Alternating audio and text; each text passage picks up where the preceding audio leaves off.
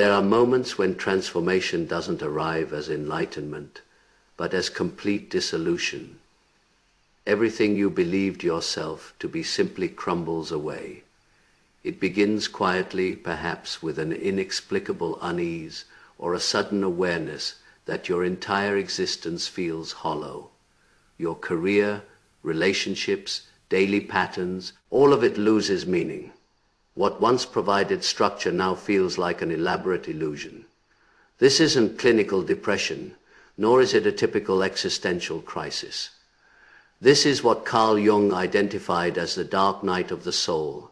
What rarely gets discussed is how profoundly unsacred this sacred process actually feels. It resembles a slow death experienced in full consciousness. While Jung didn't originate the term, which traces back to the 16th century mystic Saint John of the Cross, he recognized its psychological significance. He viewed it not as pathology, but as essential passage, a collision with the unconscious that shatters the ego's defenses. The agony stems from this very shattering. Your constructed identity, your entire self-concept must disintegrate before authentic being can surface. This destruction arrives without gentleness. You might fear you're losing sanity, but what is actually dissolving is illusion. The spiritual journey reveals its raw underbelly here. There is nothing aesthetic or peaceful about it. It manifests as unexplained tears, emotional numbness, while others appear fine, profound questioning of existence itself. This represents the sacred collapse preceding genuine breakthrough.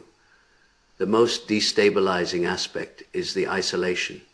In a culture obsessed with productivity, image, and certainty, falling apart becomes shameful rather than recognized as spiritual purification. It gets labeled failure or dysfunction.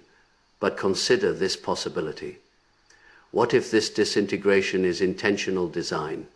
Jung understood that the soul possesses its own wisdom. When life structures no longer serve inner truth, the soul rebels, burning down outdated patterns not as punishment, but to create space for authenticity. If you're currently experiencing this, feeling untethered and disconnected from everything familiar, you're not damaged. You're in the crucible. And that fire, however agonizing, is forging something true. This video explores what is genuinely occurring beneath this darkness and why your suffering carries sacred intelligence. For now, simply breathe. You're not isolated in this. In fact, you may be closer to your authentic self than ever before. If you're drawn to exploring consciousness and life's deeper dimensions, subscribe to Fractal Wisdom. By this video's end, your understanding of awakening will fundamentally shift. Nobody prepares you for awakening beginning, not with illumination, but with silence. A silence so complete it consumes every version of your former identity. This transcends sadness or confusion. What is happening resembles an internal seismic event. The foundational plates of your identity, beliefs, ambitions, emotional patterns are shifting and reorganizing without your consent. Jung described individuation as becoming whole through integrating the shadow and unconscious, the forgotten self-fragments. The unvarnished truth is this: before achieving wholeness, you'll experience complete fragmentation. Meeting your true self requires unmeeting the version constructed from fear, approval, seeking, survival instinct, and conformity. Consider this carefully. You were never taught shadow work.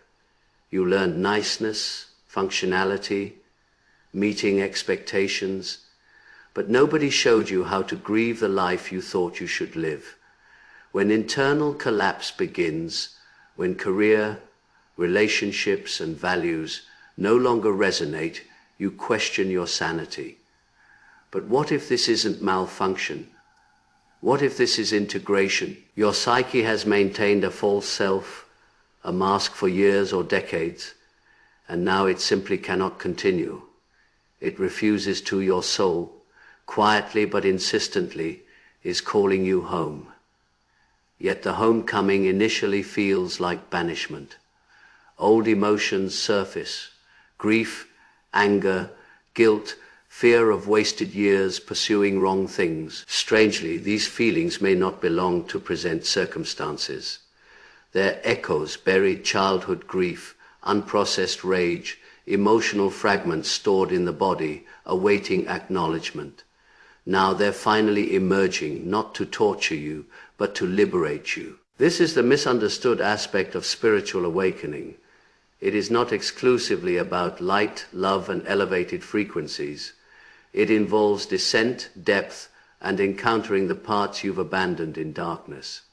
Jung articulated it perfectly. One does not become enlightened by imagining figures of light, but by making the darkness conscious. This isn't conclusion. This is sacred composting of the obsolete.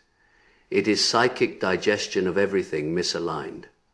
Yes, it feels chaotic. But beneath that chaos, intelligence operates. You're not disintegrating, you're shedding, you're not regressing, you're remembering, you're not failing, you're finally feeling. That is not weakness, that is healing. Eventually, the dark night reaches a point where pain becomes familiar, not improved or easier, just less shocking. You stop asking, when will this end, and start asking, what is this revealing? That is where paradox opens. The suffering, confusion, and spiritual exhaustion aren't punishment. It is not karmic retribution. It is not evidence of brokenness. It is happening for revelation. This is the great spiritual reversal.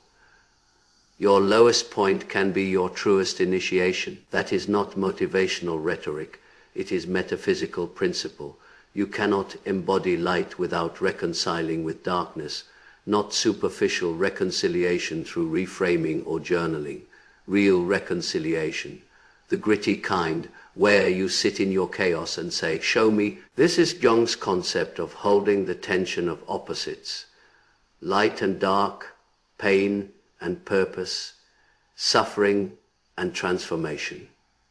He understood what most self-help literature omits. The psyche doesn't evolve by avoiding discomfort. It evolves through conscious engagement with it. Here is the mind bending part. Once you genuinely feel your pain and listen to it, it transforms. Not because you've solved it, but because you've stopped fleeing it. Jung noted that neurosis is always a substitute for legitimate suffering. Most anxiety, overthinking, even spiritual bypassing, serves as cover, a distraction from deeper, cleaner pain we're meant to experience. When we stop resisting that pain, healing initiates. So what is the dark night of the soul truly? It is the soul's detoxification of falsehood, removal of spiritual armor, incineration of masks. It is a breakdown engineered by deeper intelligence within you, declaring you're ready for authenticity. But first, let's eliminate what isn't. However harsh it sounds, your suffering is sacred, not because pain is holy, but because of what it reveals. It shows where you've betrayed yourself for acceptance, where you've numbed instead of felt, where you've remained small for safety. In that suffering's clarity, something luminous emerges. Not enlightenment, not peace, but truth. Clear, brutal, beautiful truth. And truth heals. This is why mystics, psychologists, and trauma therapists express the same understanding differently. The wound is the womb. The collapse is the birth canal. The shadow is the doorway to divinity.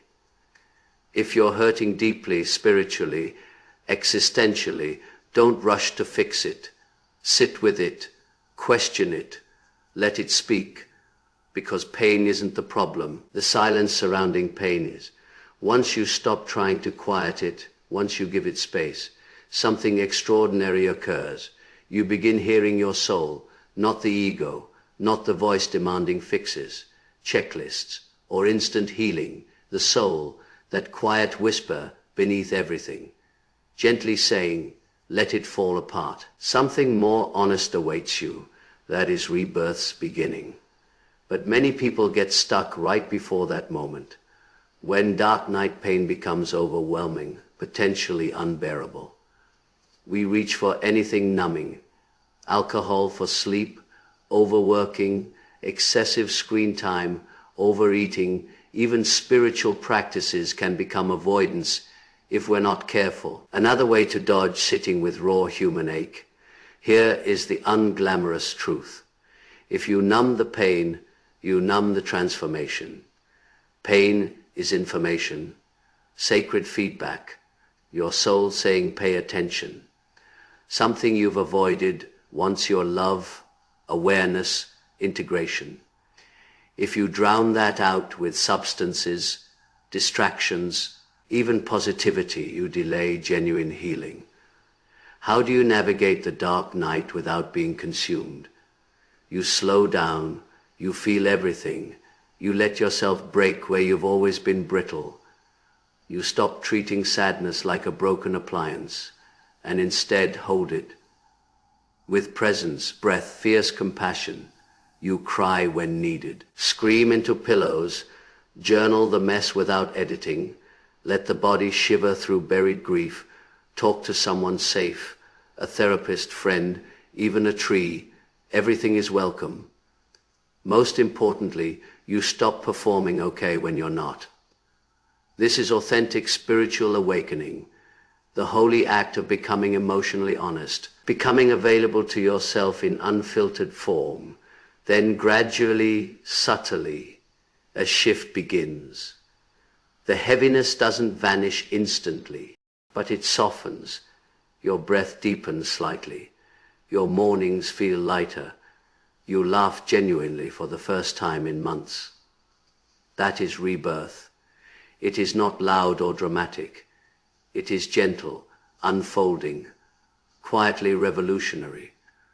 One day you wake realizing you no longer crave distractions. You no longer need validation from people who never truly saw you. You're not running from life anymore. You're in it fully. That is when you know you're truly awakening. BKU's enlightenment isn't escaping being human. It is fully embracing it, with scars, softness, shadow, sacredness, all included. Jung believed wholeness. Not perfection was the goal. The dark night strips away falsehood so you can meet wholeness.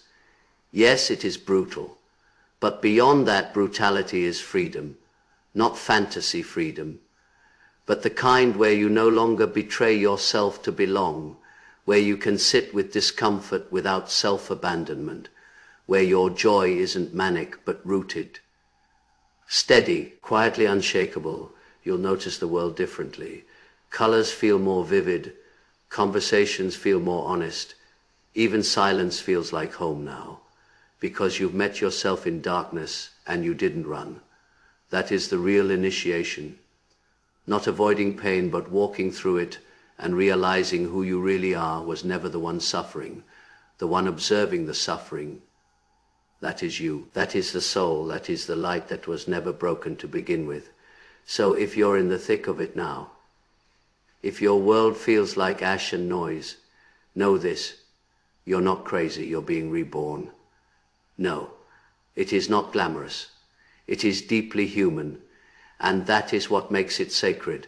Before you go, I'd love to hear from you. Have you experienced a moment when everything seemed to be falling apart, but looking back, you recognize it as the beginning of something deeper? Share it in the comments. Your story might be exactly what someone else needs to hear today. If you're drawn to content that goes beyond surface level and speaks to the soul, hit that subscribe button and turn on notifications. This channel exists for the thinkers, the feelers. You made it through the dark, and from here, everything changes. Welcome back to yourself.